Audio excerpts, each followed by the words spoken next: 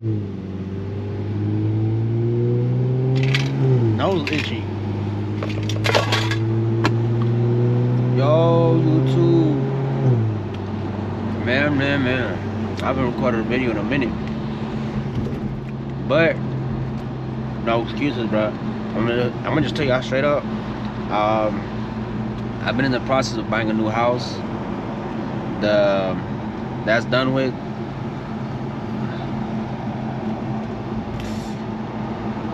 Yeah, but I got that over with. I want to get back into recording now. I want to tell you what I've been doing. Like, I don't want to be blunt and just be like, oh, I was busy doing stuff. I couldn't, you know. I'm gonna let y'all know what I was doing. Well, I'm in the process of buying it. I'm in the process of it, and a lot of lawyers, man. Buying a house is a lot more than what you like. I don't know if it's like buying a house or an apartment. I don't know. Buying any type of property is just a lot of steps into it. Like, I thought buying a car was really extensive process, bro. Buying a car is nothing to like buying a house. There's so much legal. I'm talking about like federal. Like, when you're buying a car, you can go to a credit union and get a loan. When you're buying a house, you gotta go to a federal, like, you know, that's federal, bro. You gotta take a big loan. Like, it's crazy, dude. Like, this has really been a real eye-opener for me, for real. But yeah, man, welcome to, I hope y'all enjoyed my POVs, man. Welcome back to another video.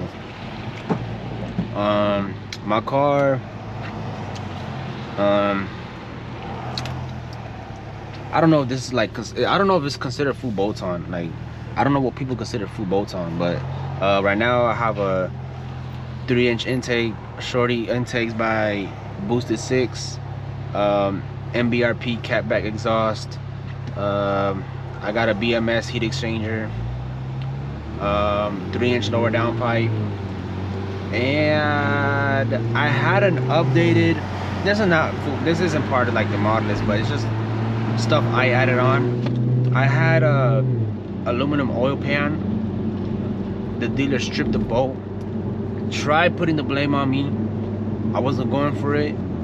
Actually, I was going for it. I'm a little girl, bro. When it comes to like, bro, I tried my best, dude. Like, I was like, bro, y'all broke it, fix it. They're like, no, you're, bro. The one thing about dealerships, like, how do I explain this, bro? I was so furious that day. It's like, you know how dealerships, if it's aftermarket and it's not OEM, they're like, oh no, I'm sorry, we can't fix it, or no, we can't work on your car, it has aftermarket. I'm like, bro, aftermarket or OEM, if I brought it to you and it was fixed, and when I take it home and it's not working the same, like, I already, like, how do I say it? It was working before, it wasn't working after. Bro, y'all gotta fix it. It wasn't like that before. Put it back how it was. But basically, I took it to an oil change, and before anybody tells me why you do an oil change at the dealership when you can do it myself, like, I'd rather just, bro, if y'all don't know, I'm a mechanic. I do oil changes all week. Now, okay, I'm not gonna exaggerate. I work on vehicles all week, regardless. I don't want to work on my own stuff at the end of the week. I just want to get it done. Yeah, damn, point blank, period. Is that my uncle? Hold on. But not only that, I want to have history of oil changes, so when it comes to selling the car, some people care about it. I care about it. You want to know how frequent the car is, how frequent the car's oil change been changed. Would you rather buy a car that the dude has a list of every single freaking oil change he's done, or you want to do where it be like, oh, I got 2 oil change receipts, but the rest I did myself? So, like, bro, what? Like, how can I take your word for it compared to when somebody has it all on paper? Like, you feel me? That's my logic behind it. I think it's a good logic. I don't think it's a bad logic. But yeah, man, the dealership, they want to change it, but at the end of the day, they did ended up changing the oil pan for free. It's not aluminum. They put the plastic on one. Damn, bro, chewing on this mint. They put the plastic one on, the OEM one, which I'm fine with. Just get it fixed. I don't want my oil dripping no more. And then got that fixed. But yeah, if y'all consider those parts full bolt-on, then that's what I'm at. I'm not tuned yet. I want to get tuned by Racebox.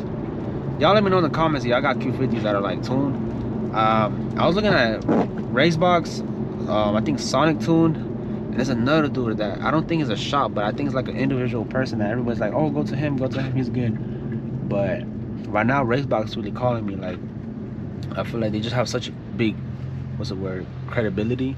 They're just really big in the aftermarket, like Qs and, you know, Beamers, you know, scene. Even though I have heard some people say they have blown their motors up, but I don't know if that's really their fault or if that's just the car. You know, the car just couldn't uphold the. You know, you don't know how hard they were beating on that cap. You don't know how hard they were beating on that car before they took it to Racebox, and it just so happens that when they took it to the get dynoed, it blew up. You know, but I take that with a grain of salt. My car is my car's well kept, bro. I know people that like the first thing they did. I'm not hating, but you know, I feel like there's steps to it.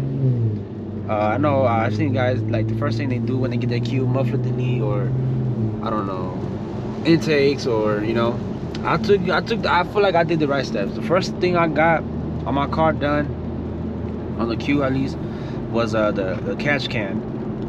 Just because it was on the cheaper side and easier to install thing, I did it myself. Did I do it myself? Yeah, bro, I did the catch can myself. I did the catch can.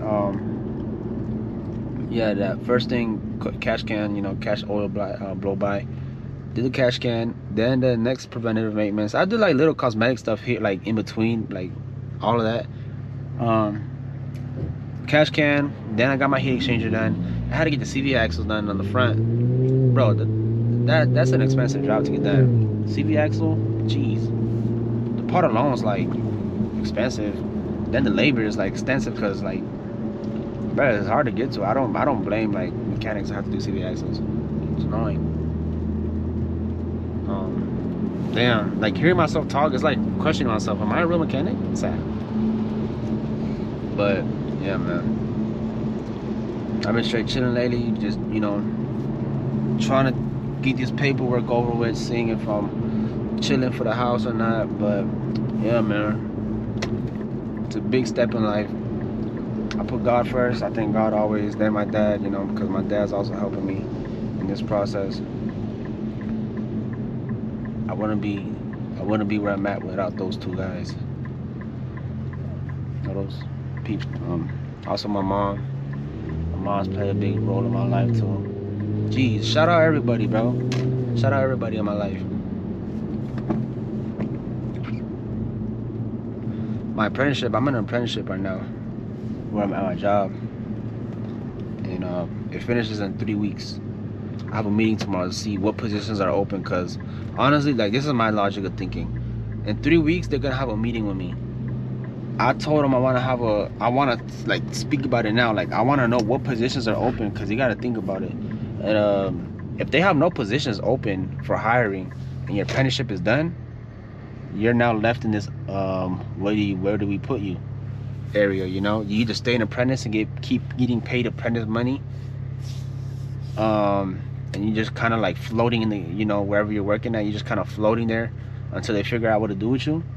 Or you could let me know what positions are available 2 weeks before it comes to that point. Let me know what is available, because you got to think about it. In 2 weeks span, you got to be realistic. Nobody's going to really get fired in that 2 weeks, or nobody's going to really quit. So if there's nothing open in those 2 weeks where I want to be at, I'm gonna just go ahead and start looking for other places, because there's no point in me waiting. I'm just getting paid, you know, due to waiting on seeing what they're gonna do with me. You know, no, I'm not playing games. You know, if y'all got it, you know, I'm ready. Just put it simple like that. I'm ready. I don't want to be an apprentice no more, bro. It sucks, and it doesn't suck. It's just the pay sucks. You know, it just kind of like feels like you kind of like dumped down. I'm just ready to go to like the next, like, put me on my own jobs, put me on doing my own thing, you know, go through my day, you know, get my money. That's it. Bro, I've been getting this malfunction like for the past weeks. But when you turn the car off, it goes away. It's weird. It's my back parking sensor. Well, it's not a parking sensor. It's a, you know how it's like a proximity sensor. Like whenever you get too close to the bumper of the vehicle or whatever, it starts beeping, like beep beep beep beep. You know, I don't know what's going on. I don't know, the sensor's bad. I haven't really looked into it. Some guys I was looking on Facebook. Some guys are saying it's normal. Like, you just turn it off and turn it back on, it'll go away.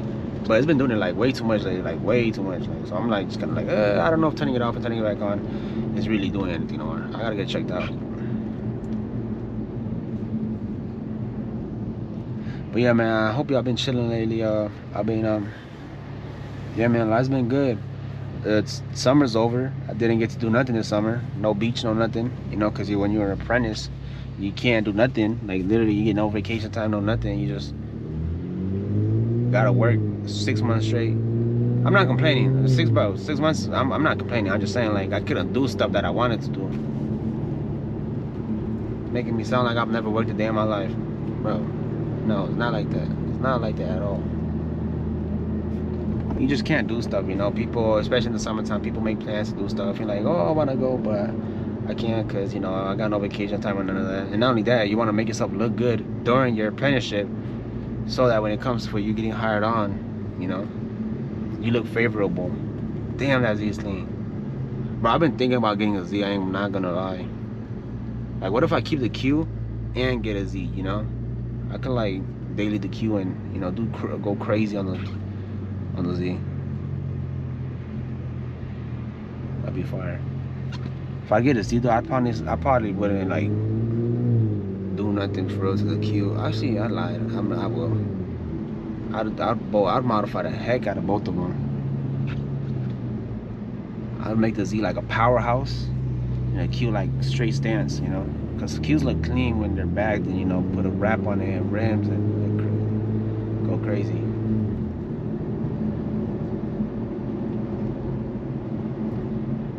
Yeah, man, y'all let me know if y'all like the POVs. Y'all let me know if y'all liking this POV. A little update what I've been up to. If y'all do care about that or not.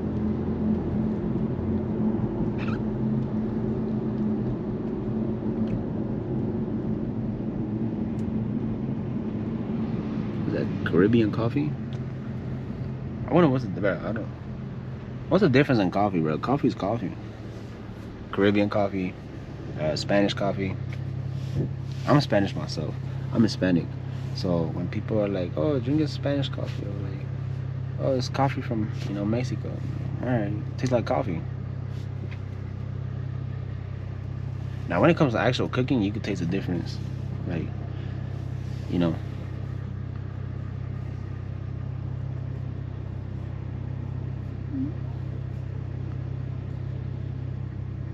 Like, it's like trying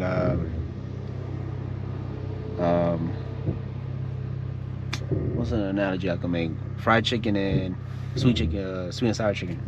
That's a horrible analogy, but you know what I'm trying to say. But like, when it comes to like coffee, bro, coffee's coffee. How can you switch up the flavor of coffee? Except for like caramel or chocolate. Damn, I be yapping these videos. Straight yap. Oh, if y'all been watching my videos, look, I got a dash cam. So if I get hit, I will know. It's got like I wired it up to where it's like, how do I say it? If somebody hits you, it like records 30 seconds or like a minute before that happens. I got it wired up like that. I've been meaning, it's off right now. I've been meaning to go get fuses to put in the spots to where I want to plug it into. They're like spare fuses.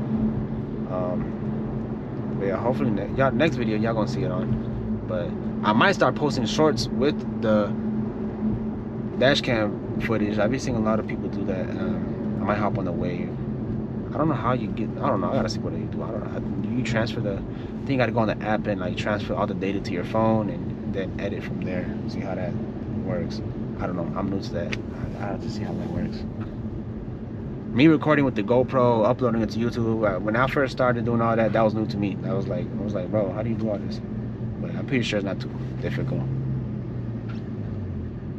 Once you do it repetitively, it's not that hard. It's like with anything, bro. If you really try or you like be consistent learning, it's not hard. Like, give yourself a week, a month, you get the hang of it. But yeah, man, I'll probably end the video here. If you did enjoy the video, man, like and subscribe. It means a lot to me. I think we're like, I think we're like what, 340. We're like at 350 subscribers. I'm gonna try to hit 400. Yeah, man, we'll see where we go from 400, man. Hopefully by New Year's we can hit 500, maybe 500 by the end of this year, maybe. I don't know. We'll see. But yeah, man, I'll see you on the next video.